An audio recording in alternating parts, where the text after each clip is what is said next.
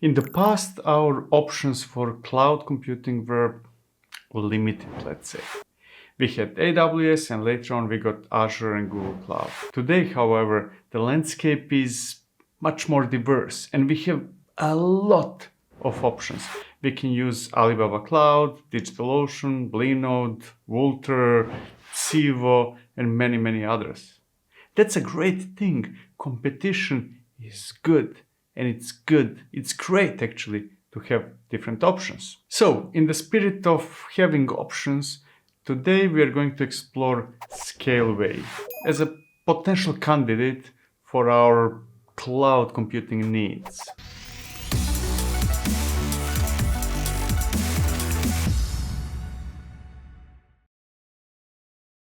I wanted to make a review of Scaleway as objective as possible. So I decided to define a certain set of criteria which I will use to evaluate it. And the criteria is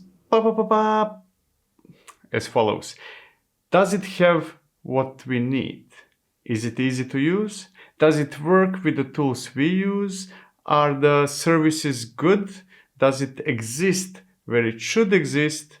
Is the price correct? Is the price right? And is there something special about it? Something that should sway me towards using their services instead of other solutions. Now, before we jump into evaluation through those criteria, let me give you a TLDR. There is indeed something very special about Scaleway that might be very important to some, not important to many, and a deal breaker, a potential deal breaker to quite a few. So stick until the end to find out what that something is. Now let's get going and see how Scaleway fares against that criteria. Now this is a tough one because what we need can differ greatly from one company to another, and if you go to big providers like AWS, there is everything, right? There is nothing you can imagine you might need that is not there. But this is not the same category, right? This is not AWS size. So I'm going to limit what we need into, let's say, MVP, minimum viable product. And by that, what I mean is really servers. I need servers. I cannot not have servers. I need Kubernetes because it's 2022. We need storage, databases, let's say. What else should it be? Load balancers and container registry, right? That's my MVP. If it doesn't have those things, it's a deal breaker for me. And now if it does, then you might say, hey, I need those and other things, but that's a minimum viable product. Without that, I'm not moving forward. So let's see whether it has all those things. Everything else, that's a bonus. Does it have servers? Of course it does. We can go and see the instances. It has servers. That's great. Does it have Kubernetes? Yeah, there's Kubernetes over there as well. We have storage. Of course we do. There are a couple of databases, Postgres and Redis. So databases side is covered, at least with those most commonly used ones. There is a load balancer. I cannot have a cluster without load balancer. And there is a container registry. So everything is covered, or at least everything when we talk about the bare minimum, right? Those are the things every cloud provider should have. Everything else is a bonus. So going back to the criteria, the first one, checked. Does it have what we need? It does. Let's move on. Now let's take a look whether Scaleway is easy. It's important that it's easy because, again, this is not AWS type of complexity. I expect all smaller cloud computing providers to be easy. I do not want to force my brain into unnecessary complexity. So let's make an experiment. Let's create something.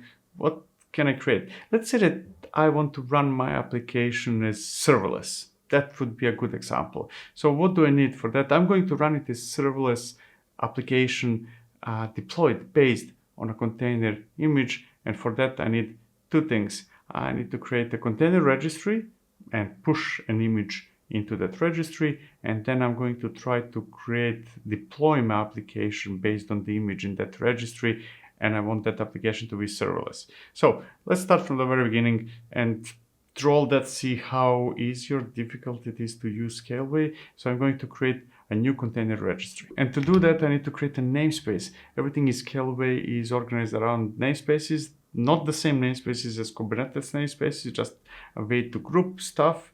And so I'm going just to create the namespace, select a couple of options and go. Next, I need to push an image. I should build an image, but I already have an image built. I'm just going to pull that image and push it to that registry. Fortunately, that part is easy. All I have to do is copy the command over there to log in into that registry. Then I'm going to pull an image that I already have. Instead of building, I'm lazy.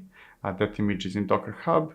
And then I'm going to retag that image with the address of the container registry that I created in Scaleway. And I'm going to push it to the registry, right? Typical standard Docker image push and other commands. There's nothing special here. So let's move on. Let's see if I can now deploy the application based on that image and make that application serverless, meaning don't bother me with details. I just want the application running and scaling automatically and all that jazz. Now to deploy a serverless application, I need to create yet another namespace. There are namespaces everywhere in Scaleway, so I'm going to do that. There is nothing special about it, just a name and a couple of parameters, checkboxes, what's or not. Create the namespace and let's move on. And by moving on, I mean click the button to deploy the container, select the container that I want to deploy, and I already have a drop-down list with all the containers from the registry. Choose a name, select how many replicas I want to have of that application. I'm going to set it anything from 0 replicas if nobody's using it to 10 replicas. Let's make it like that. Let's go crazy. And to be able to test it easily, I'm going to say, hey, there should be a replica for each 5 concurrent requests or executions of that application. That will make it easy for me to test later how it works, whether it really works well, because I'm going to stress test that application. And the rest is not really important, so I'm just going to fill in the rest and then click that deploy a container button, the big green button. That's about it. That's all it takes. This is the container image, couple of parameters, go. And my application should be running in a matter of seconds. I can go to that application, I can see the details, all the jazz. I do not care much about all those things right now. What I do care about is to find out the address through which I can access that application. That's in endpoints. So let me go there, copy the address, and back to my terminal to stress test it with K6. Before I do that, I'm going to export the value of the host of the domain of the container. There we go. And now I can stress test it. Actually, I cannot stress test it yet. I cannot do performance testing because I'm going to use K6. I have already prepared a file, which is K6.js JavaScript, but I need to change the address that is in that file to match the domain that was auto-assigned to that application. So a bit of cut, a bit of sed, and output it back to the file. And now I can run my performance testing or stress testing the application, see whether Scaleway really works as it should, whether it scales my application, whether it runs well, whether it creates errors, and all the things that you care about. Actually, not all the things you care about. This is a silly demo, but enough. Now, while K6 is running, there are a couple of things I need to tell you. First of all, if you're not familiar with K6, shame on you. Second, there is a video I created, watch it. K6 is a great tool, you should be familiar with it. And the second or the third thing I want to say, hey, while waiting for this to finish, you might want to subscribe to the channel, you might want to like this video, you might want to join the channel. And if you work in a company that might want to sponsor the channel, tell your boss to do it. It would be great, it would help me a lot. And there we are, K6 finished. There are no errors, everything works fine, the response times look good, everything looks as it should. The container-based serverless application running in Scaleway seems to be behaving correctly, at least so far. But what I'm really interested is not only whether Scaleway can run my application and whether it works correctly, but also does it really scale automatically up and down between 0 and 10 replicas for every 5 requests, more or less. And I can see that I can deduce whether that's the case by going to the dashboard, to the graph, and here we can see that nothing happens, and then poof, jump at the very end of the graph. That's the jump that happened. Yeah, that's the jump of the number of replicas because of me bombing the application with requests. So it works great. And this is not me showing you how serverless applications in Scaleway work, but evaluating how easy or hard it is to use Scaleway. And it gets my thumbs up. It's very easy to use. I was not confused at any moment. There was no learning curve. It's just going, using, deploying my application. That's about it. For me to use any cloud computing provider, I needed to have a good CLI. Without a good CLI, I'm not going to use it. I'm not the person who likes click on a web page. Not that there is anything wrong, but I don't do that. So I need a CLI, and I needed to work with the tools that I'm used to use to manage my computes, my infrastructure. So I will get to the tools later. For now, let me check whether the CLI works. And how am I going to check that? Well, let's see help first of SCW, and you can see there that almost everything, not almost everything that Scaleway has is covered through the CLI. I can use it to accomplish whatever I would normally do through graphical user interface. I can list all the namespaces of containers or container namespaces. There we go. I have only one. And if I'm going to copy the ID of the container namespace and put it in an environment variable. And what should I do next? Let me think. Yeah, let me delete that container namespace just to do something. I'm going to switch to other things later. I do not need it anymore. So SCW container namespace delete whatever is the ID of the namespace, and that works as well. Now, I'm not very happy being forced to use always IDs. I like using names because that's more user-friendly. So that's a slight negative point that Scaleway CLI at least is forcing me to always use the IDs that I cannot memorize, right? But okay, it had to have something that I don't like. I'm going to repeat the same commands to retrieve all the registry namespaces and delete them all. Let's fast forward through that. That's not really interesting.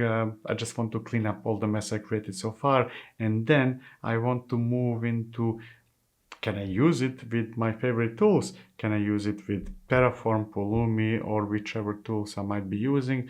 I'm going to start with the biggest one right now, Terraform, and ask myself, can I use Scaleway with Terraform? Can I define what I need in Scaleway through Terraform? And I actually did that already in advance. I'm pretending that I'm asking myself a question that I already know the answer to, and you caught me because I already created Terraform definition HCL to create a Kubernetes cluster.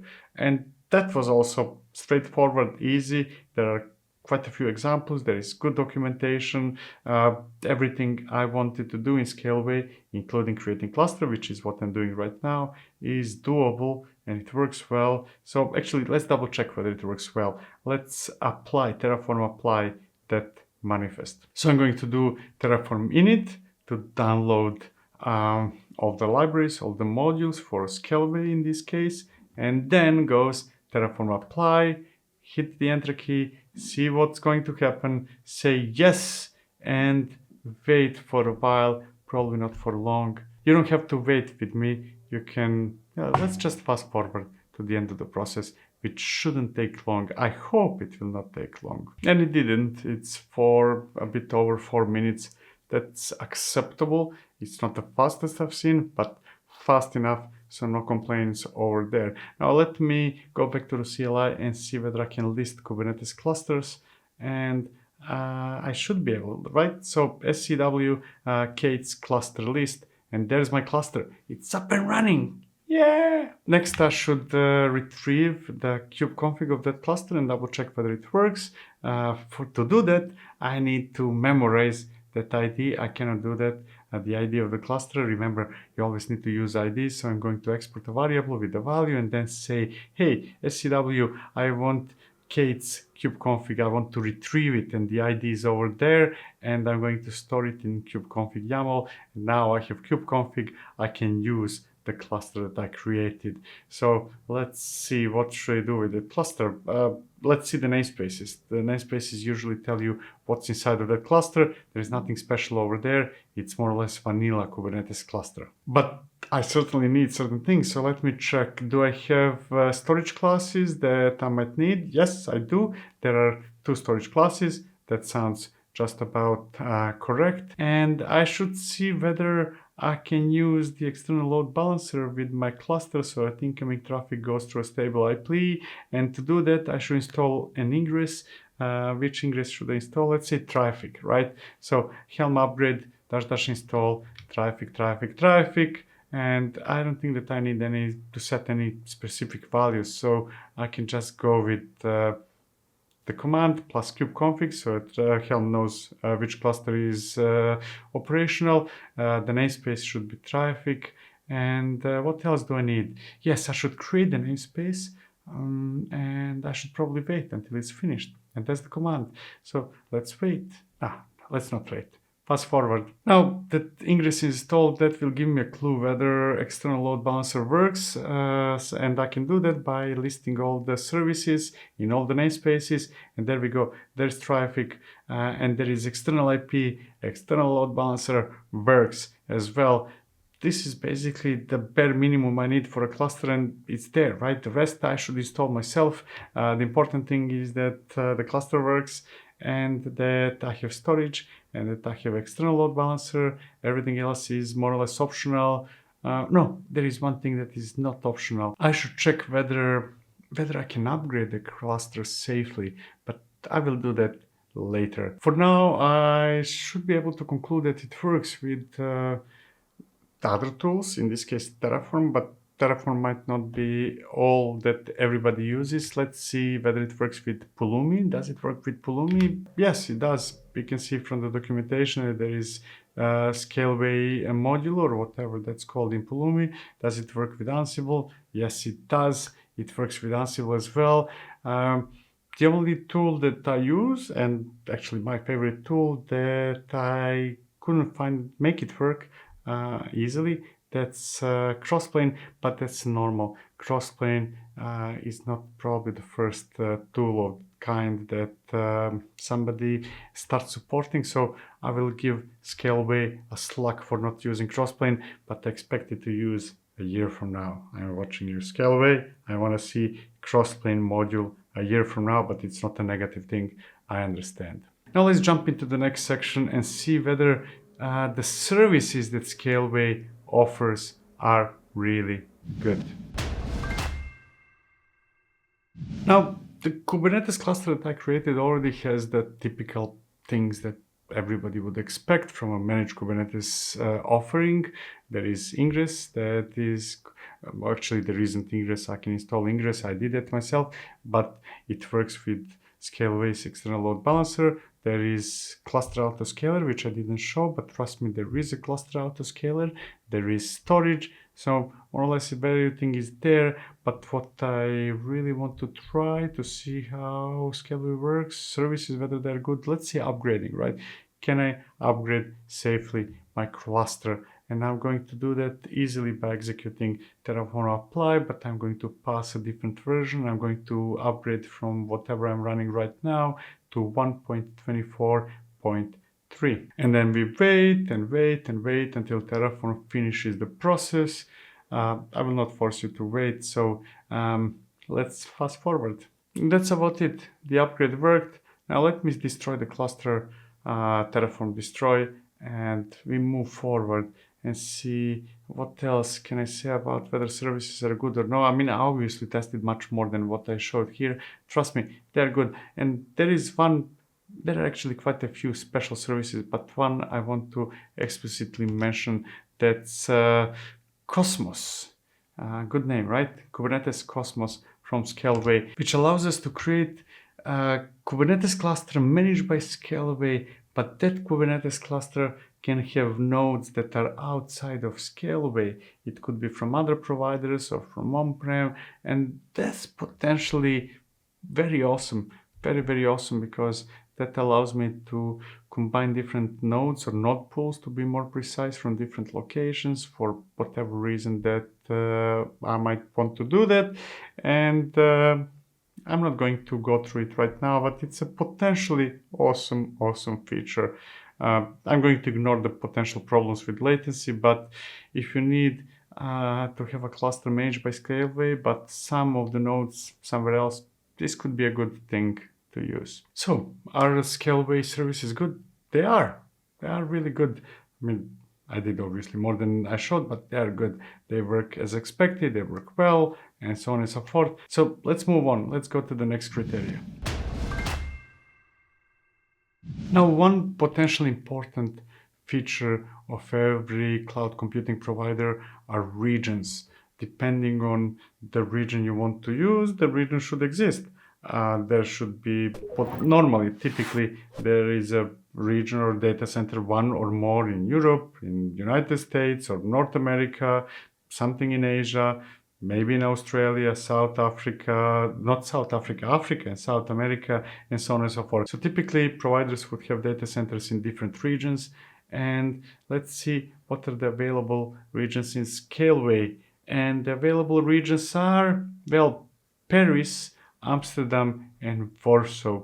So Scaleway is available only, or Scaleway data centers, to be more precise, are available only in Europe.